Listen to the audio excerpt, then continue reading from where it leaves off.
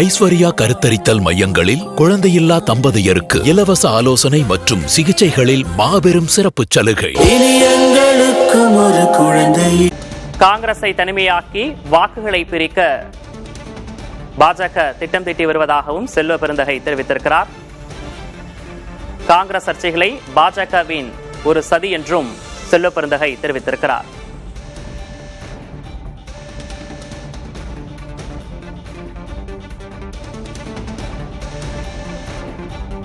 இது தொடர்பாக பேசுவதற்காக பத்திரிகையாளர் திரு சுவாமிநாதன் நமது இணைப்பில் இணைந்திருக்கிறார். சார் வணக்கம். வணக்கம். திமுக காங்கிரஸ் கூட்டணியை உடைப்பதற்கு சதி வேலையில் ஈடுபட்டிருப்பதாக பாஜக அப்படின்ற குற்றச்சாட்டை செல்வ பெருந்தகை முன்வைத்திருக்கிறார். சற்று முன்பாக மூத்த பத்திரிகையாளர் தராசு சொல்லும்போது காங்கிரஸ்குள்ள இருக்கக்கூடிய நிலையிலேயே குழப்பம் இருக்கு, வெளியிலிருந்து யாரும் பண்ணல அப்படின்ற ஒரு விஷயத்தை அவர் முன் வச்சிருக்கிறாரு. இது உங்களுடைய பார்வையில் என்னவா இருக்கு சார்? திமுக காங்கிரஸ் கூட்டணி உடைய வேண்டும் என்பதை விரும்புகிறார்களான்னு கேட்டா பாஜக விரும்புவார்கள். அதே நேரத்தில் அதற்காக சதி செய்கிறார்கள் என்பதெல்லாம் அபரிவிதமான ஒரு கற்பனை என்றுதான் தோன்றுகிறது. காரணம் என்ன அப்படின்னு பாத்தீங்கன்னா, இன்றைக்கு திமுக காங்கிரஸ் கூட்டணி உறவு சிக்கல்களுக்கு காரணமாக இருப்பவர்கள் ஒரு ஜோதிமணி எம்பி போன்றவர்கள் போடக்கூடிய ஒரு பதிவா இருக்கலாம், விருதுநகரில் இருக்கக்கூடிய மாணிக்கம் தாகூர் போன்றவர்கள் போடக்கூடிய பதிவாக இருக்கலாம். இதற்கு எந்த வகையில் பின்னால் இருந்து பாஜகவை நம்ம பொறுப்புக்குள்ளாக்க முடியும் என்கிற ஒரு கேள்வி எழுகிறது. திமுக காங்கிரஸ் கூட்டணி உறவுல ஒரு சிக்கல் இருக்குன்னா, இந்த சிக்கல் பேசுபொருளாக இருக்குன்னா அதற்கு முழுமுதற் காரணம் காங்கிரஸ் கட்சி தான். இதுல எந்த இடத்துல இருந்தும் பாஜக பின்னாடி இருந்து இயக்குவதற்கான சூழல் எதுவுமே இல்லை. இந்த கூட்டணி உடைந்தால் அவர்கள் விரும்புவார்களான்னு கேட்டா விரும்புவார்கள். கிட்டத்தட்ட உங்களுக்கு நினைவில் இருக்கலாம், ஒரு 4-5 மாதங்களுக்கு முன்பே எல்முருகன் அவர்கள் ஒரு நேர்காணல்ல கொடுக்கறப்பயே திமுக கூட்டணியில் ஒரு முக்கியமான கட்சி எங்களோடு வரும்னே பேசினார். இதெல்லாம் சும்மா ஒரு யூகங்களாக, சும்மா அந்த கூட்டணிக்குள் ஒரு குழப்பத்தை ஏற்படுத்துவதற்காக இது போன்ற கருத்துக்களை வேண்டுமானால் தெரிவிக்க முடியும். பட் இன்றைக்கு காங்கிரஸ் கட்சி சந்திக்கக்கூடிய பிரச்சனைகள், இடர்கள், இது எல்லாவற்றுக்குமே காங்கிரஸ் உள்ளிருந்து எழக்கூடிய குரல் தான் காரணம். இதற்கு பின்னால் நிச்சயமா பாஜகவோ தேசிய ஜனநாயக கூட்டணியோ நிச்சயமா இல்லை அப்படின்னு தான் பாக்குறேன். தாவேகவும் காங்கிரஸ் குறித்த அந்த பேச்சும் கூட சதி வேலைதான் அப்படின்றதையும் குறிப்பிடுறாரு. இல்ல, அது சதி வேலைதான் என்றால் அவர் பிரவீன் சக்கரவர்த்தியை தான் அதை கேட்க வேண்டும்.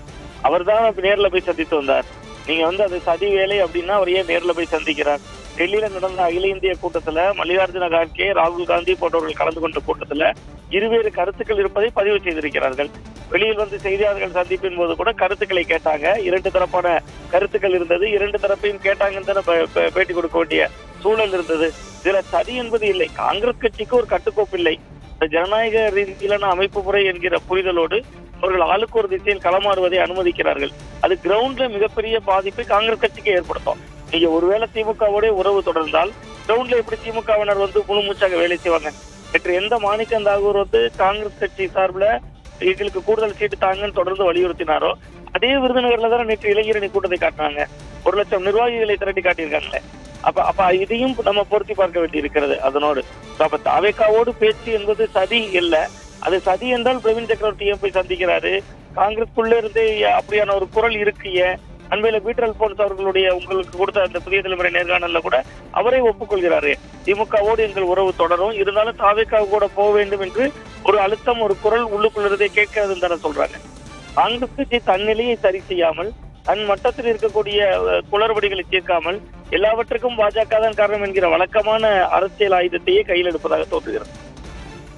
திமுக கூட்டணியில காங்கிரசுக்கு ஒரு தொகுதி கூட குறைக்கப்படாது அப்படின்னு திமுக தலைவர் மு.க. ஸ்டாலின் உறுதி அளித்திருப்பதாகவும் அவர் தெரிவிக்கிறார். அதுதான் இப்போ யதார்த்தமா இருக்கா? அதுதான் பின்னணியிலும் பேச்சு இருக்கா?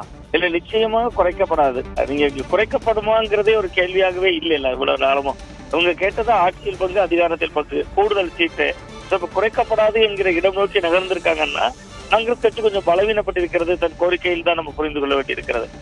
அல்லது என்னுடைய கணிப்பு, அவர்களுக்கு கொஞ்சம் கூடுதல் சீட்டே கூட கிடைக்க வாய்ப்பு இருக்கு. ஏன்னா இவ்வளவு குரல் எழுப்பி விட்டார்கள், 1-2 தொகுதிகளாவது கூட்டி தான் கொடுப்பார்கள். அதற்கான வாய்ப்பு தான் இருக்கிறது.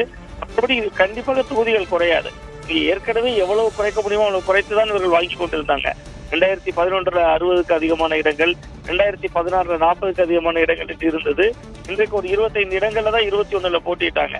பட் வெற்றியாக ஒரு 18 தொகுதிகளில் பதிவு செய்திருக்கிறார்கள். அந்த அடிப்படையில் அணுகுவார்கள். தேசிய ஜனநாயக கூட்டணிக்கு எதிரான அணி, மதசார்பற்ற அணி, அந்த அணிக்கு காங்கிரஸ் இருக்கும் போதுதான் இன்னும் கொஞ்சம் கூடுதல் வெளிச்சம் கிடைக்கும்.